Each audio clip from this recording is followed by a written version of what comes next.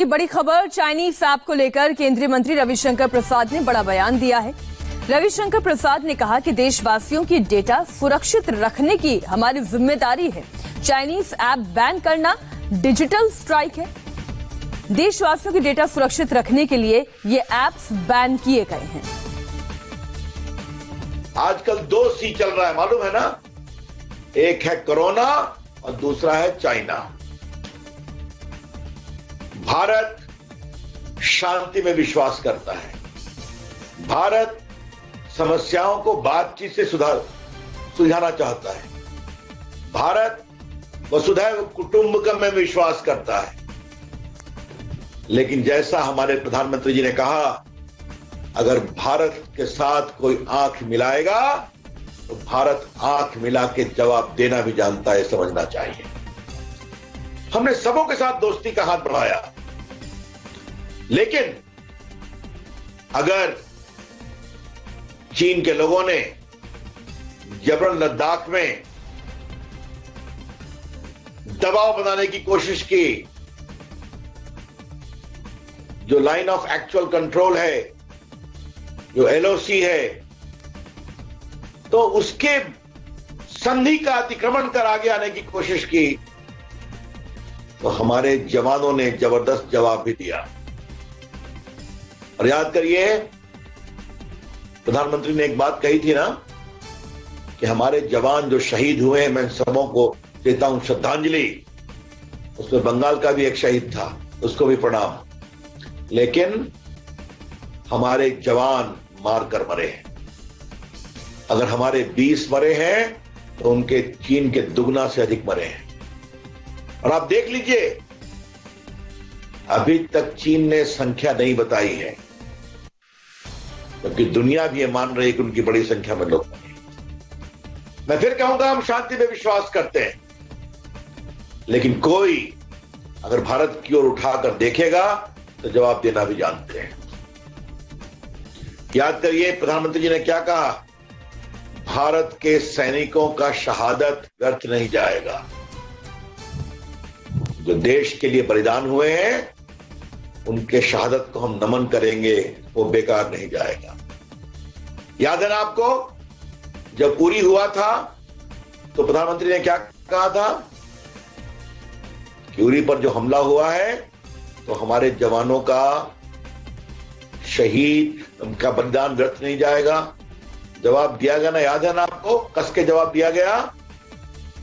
घुस करके कई पाकिस्तान के आतंकवादी कैंप को ध्वस्त किया गया।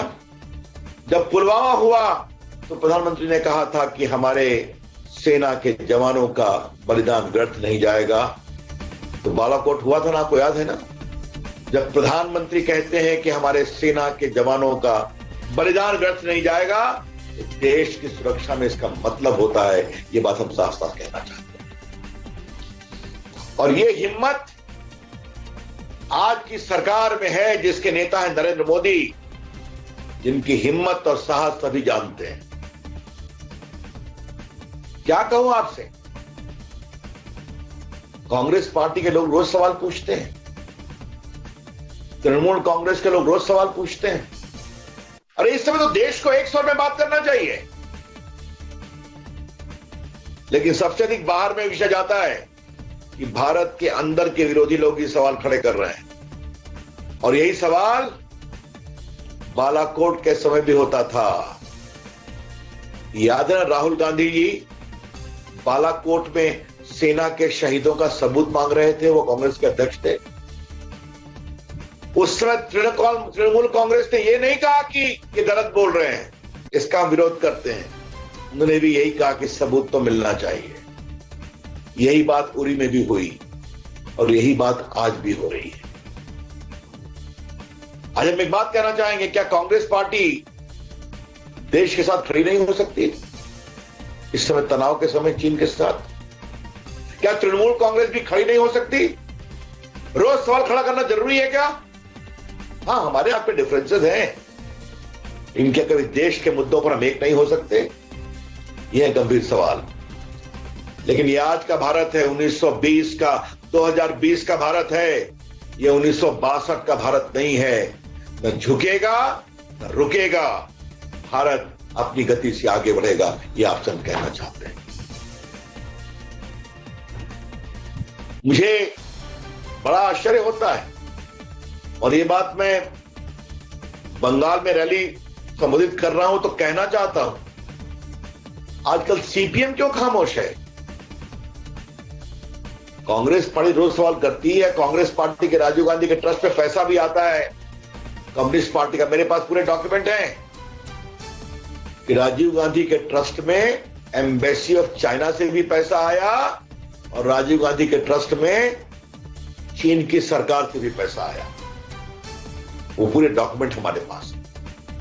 और राजीव गांधी ट्रस्ट ने एक स्टडी भी कराई कि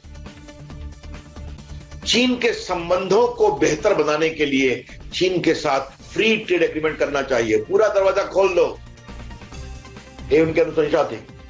तो पैसे आए तो चीन के पक्ष में स्टडी भी कराई गई।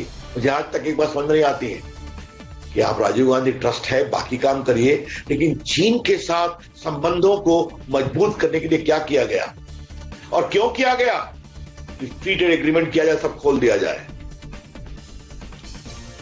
लेकिन सीपीएम के लोग भी शांत हैं। आज मैं सवाल उठाना चाहता हूं, बंगाल में सीपीएम ने चीन का खुलकर विरोध किया क्या? हम उनके पीपुल्स डेमोक्रेसी के केरला का एक लेख देख रहे थे कि भारत ने भी चीन को गुस्सा कर दिया आर्टिकल 370 हटाकर करके, और कहा अक्साई चीन हमारा है। तो रविशंकर प्रसाद ने चीन को लेकर टीएमसी और सीपीएम दोनों पर